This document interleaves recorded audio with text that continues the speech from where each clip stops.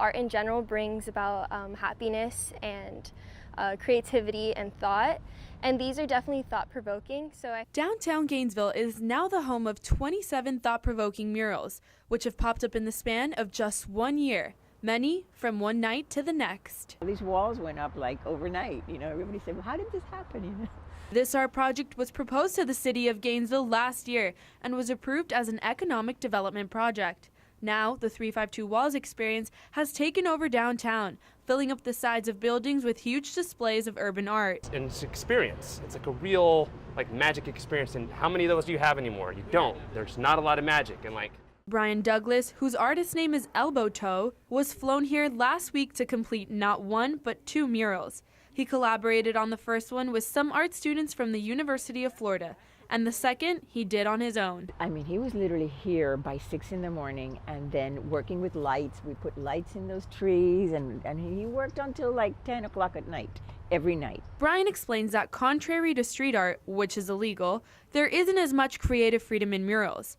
There's certain rules and agreements that must be made. doing street art, I did a 6-foot woodcut of Oedipus, and his pants are dropped and he's ripping his eyes out, and it's gory and it's beautiful, but it's not the kind of thing that I could go and be like, excuse me, would you like this on your building? However, here in Gainesville, he was given the opportunity to create whatever he wanted, just as all the other artists were allowed to do. So how are the works of art screened here in Gainesville? We know them, first of all. We recognize them. They have tremendous following. They're in social media.